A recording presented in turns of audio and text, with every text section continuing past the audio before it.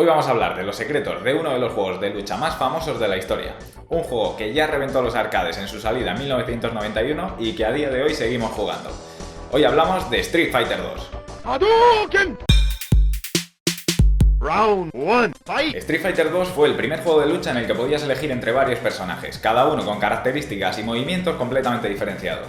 De hecho, en el primer Street Fighter los jugadores solo podían elegir a Ryu como primer jugador y a Ken como segundo jugador. En una de las frases de victoria, Ryu decía algo así como "debes derrotar a Shenlong para tener una oportunidad conmigo".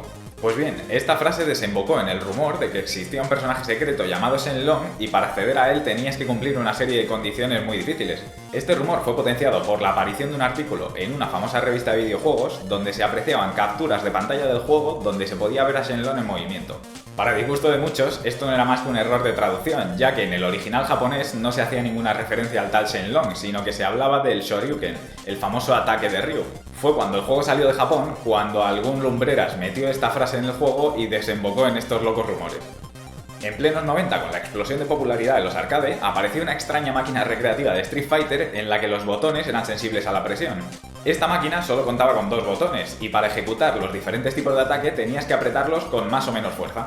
En la época, lo más rompedor del juego era su sistema de combos, que en manos expertas permitía conectar golpes a cascoporro. Pues el sistema de combos en realidad era un error de programación, por el cual un jugador experto podría cancelar ciertas animaciones para conectar golpes más rápido. Los programadores eran conscientes de este error y decidieron lanzar el juego convencidos de que ningún jugador iba a ser capaz de encontrarlo. Pero a la vista está que se confundieron. Akira Yasuda, uno de los diseñadores más famosos de Capcom que participó en el juego, estaba obsesionado con el personaje de Chun-Li. Más concretamente, estaba obsesionado con las medias del personaje. Tal era la obsesión que rediseñó las medias del sprite de Chun-Li hasta en 3 ocasiones. Esto llevó a un retraso en el desarrollo del juego y llevó a todo el equipo a entregar el juego en el último día del plazo que habían acordado con Capcom. La canción de la pantalla de Ken está inspirada por el tema Mighty Wind de la banda de rock Cheap Trick, que aparecía en la banda sonora de Top Gun. De verdad, si no la habéis escuchado nunca, id a escucharla ahora mismo. Lo vais a flipar. Ryu y Ken son los únicos personajes que aparecen en toda la saga Street Fighter, incluidos algunos spin-off como Super Puzzle Fighter. Cuando el juego salió de Japón, hubo un baile de nombres con ciertos personajes. Todo debido a que el personaje del boxeador se llamaba M. Bison en referencia al famoso boxeador Mike Tyson. Por miedo a acciones legales fuera de Japón, tuvieron que cambiarle el nombre, pero en vez de inventar un nuevo nombre, decidieron hacer un baile entre los personajes que ya tenían. Así que en vez de M. Bison le llamaron Balrog, que en realidad era el nombre original de Vega, que a su vez, Vega era el nombre original de lo que conocemos como M. Bison. Un lío, vaya. Como curiosidad, en los torneos profesionales, para no confundirse con los personajes, les llaman boxeador, garra y dictador. Y siguiendo con los nombres, cuando Capcom empezó a producir el merchandising para el juego, Ken vio ampliado su nombre a Ken Masters, todo esto para evitar problemas legales. ¿Y por qué? Mattel acusó a Capcom de que el nombre Ken era exactamente igual que el novio de su personaje estrella, Barbie. Por lo tanto, tuvieron que añadir el Masters al final para que la denuncia no se llevase a cabo. Y seguro que todos conocéis otro juego famoso de Capcom, Final Fight, en el que te dedicas a zurrarte con todo el barrio. Pues en principio Final Fight iba a ser la secuela del Street Fighter original, pero a mitad del desarrollo se dieron cuenta que el juego no tenía nada que ver con el juego de lucha que ellos tenían en mente. ¿Qué hicieron? A partir de ese momento decidieron darle su propia saga a Final Fight y crearon Street Fighter 2. Es por eso que varios personajes de Final Fight aparecen como personajes jugables a lo largo de la saga Street Fighter. Además, comparten otras cosas, como por ejemplo la fase de bonus en la que tienes que romper el coche originalmente aparecía en Final Fight.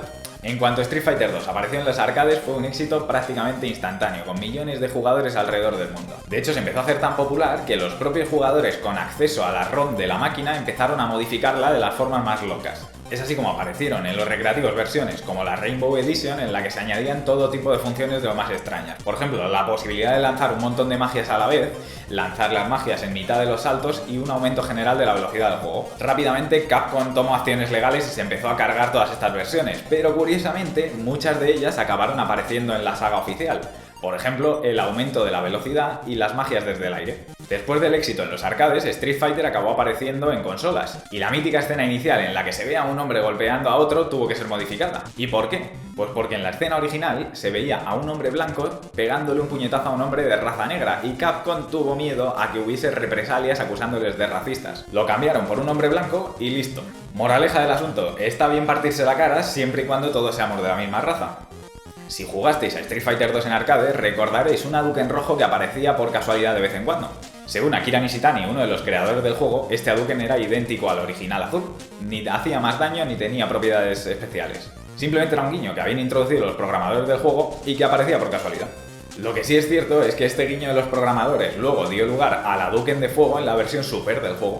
Street Fighter 2 tuvo dos adaptaciones cinematográficas, un anime de más o menos cierto éxito y la famosa película en la que aparece Jean-Claude Van Damme encarnando a Guile. Un peliculón sin parangón que tuve la gran suerte de ver de estreno en el cine. Y la relación con la película no acaba ahí, ya que algún genio decidió crear un juego basado en esta película.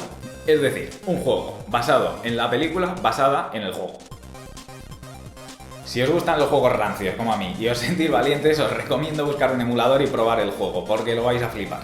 Bueno, y hasta aquí llegamos por hoy con las curiosidades de Street Fighter. Como siempre, si me queréis echar una mano, dadme un me gusta y compartidlo con vuestros amigos. Y por supuesto, contadme en los comentarios vuestras experiencias con el juego, porque seguro que tenemos muchas que compartir. Y que no se me olvide, si queréis echarme una mano, os dejo el Patreon en los enlaces. Nos vemos en el próximo. Adiós.